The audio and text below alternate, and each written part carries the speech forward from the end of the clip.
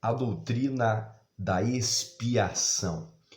Pois bem, a palavra expiação, ela deriva desse verbo expiar, e ela dá o sentido de cobrir, ou seja, é Deus cobrindo o pecado do homem da sua ira. Quando Adão e Eva comem do fruto proibido, a Bíblia diz que eles caem, a sua visão se abre e eles ficam envergonhados porque estão nus, né? E o que Deus vai fazer? Deus vai, então, sacrificar um animal, fazer peles, né, uma roupa de pele de animal para eles e vesti-los. Ou seja, Deus vai cobrir a sua vergonha, consequência do pecado. Aqui nós já vemos no Antigo Testamento, no início, o que é a expiação.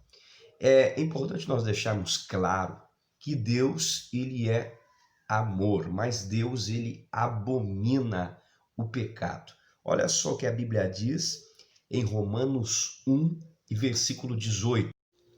Portanto, a ira de Deus é revelada dos céus contra toda a impiedade e injustiça dos homens que suprimem a verdade pela injustiça, pois o que de Deus se pode conhecer é.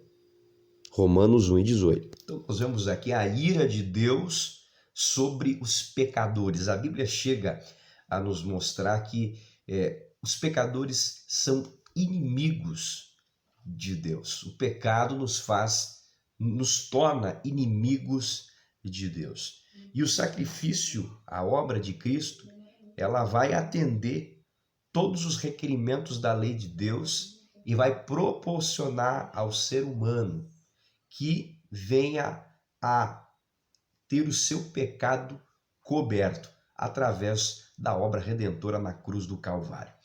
A doutrina da expiação, ela pode ser teologicamente explicada da seguinte forma. Em primeiro lugar, a doutrina da expiação, ela fala de um sacrifício que trouxe satisfação. Quando o homem peca, ele vai denegrir a lei e a honra de Deus. Observe que quando Jesus ele morre, o sacrifício dele é perfeito. Ele atende todos os requisitos, tudo que estava pendente em Cristo se torna suficiente. O sacrifício dele é suficiente para recuperar a posição que o homem perdeu por causa do pecado. Em segundo lugar, o sacrifício de Jesus. Jesus Cristo, ele é chamado de o Cordeiro de Deus. João, quando vê Jesus vindo se batizar, ele chama Jesus de Cordeiro de Deus. Por que Jesus é chamado de Cordeiro de Deus? No Antigo Testamento, nós vamos observar, principalmente no Pentateuco, os sacerdotes oferecendo animais em sacrifício a Deus para expiação de pecado. Quando Jesus vem e morre na cruz do Calvário, sem pecado, sem nenhuma falha, ele oferece o sacrifício perfeito.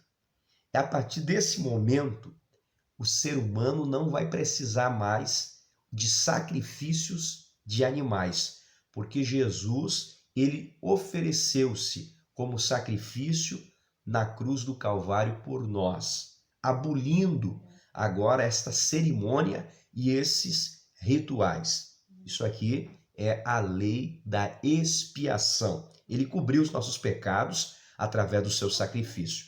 A lei da expiação também fala da reconciliação.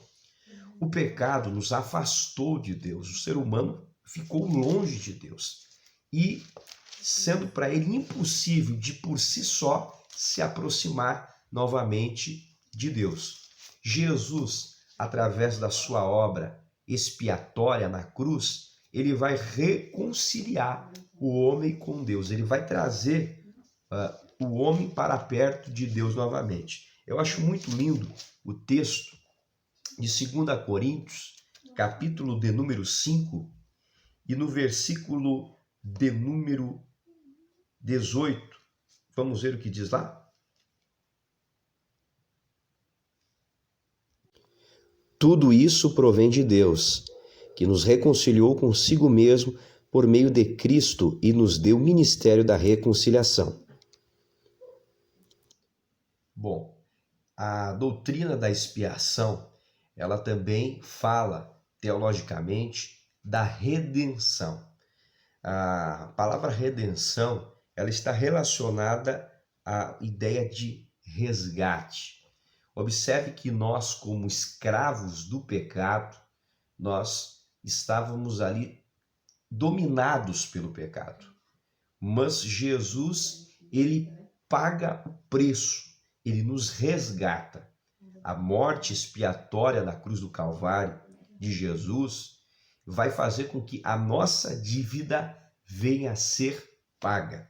É por isso que em 1 Pedro 1,18, a Bíblia diz: porque não foi com prata nem com ouro, nem com coisas corruptíveis que fostes resgatados da vossa maneira de viver, mas com o precioso sangue de Jesus Cristo vertido na cruz do Calvário. O sangue de Jesus nos trouxe a redenção, ou seja, pagou a nossa dívida, trazendo para nós o resgate, né, das garras do pecado. Então, a doutrina da expiação fala de redenção. E, em último lugar, a doutrina da expiação fala também de uma substituição penal. Nós precisávamos de alguém que cumprisse a culpa que era nossa. E Jesus, ele levou, suportou, sofreu no nosso lugar. Aquilo que era para nós sofrer, ele sofreu. Ele enfrentou, tornando-se o nosso mediador. Olha só o que diz 1 Timóteo, capítulo 2 e versículo 5. Pois há um só Deus e um só mediador entre Deus e os homens, o homem Cristo Jesus. 1 Timóteo 2 e 5. Então a morte de Jesus aplacou a ira de Deus. Para o ser humano isso seria impossível por si só aplacar. E Jesus então ele vai morrer essa morte penal, ou seja, ele vai sofrer a pena que era nossa. Ele vai ser o nosso substituto, ele vai assumir o nosso lugar. E dessa forma, quando ele substitui-nos, morrendo por nós, ele está expiando os nossos pecados. Ele está cobrindo os nossos pecados, nos dando acesso à salvação por meio da graça de Deus. Então essa aqui é a doutrina da expiação.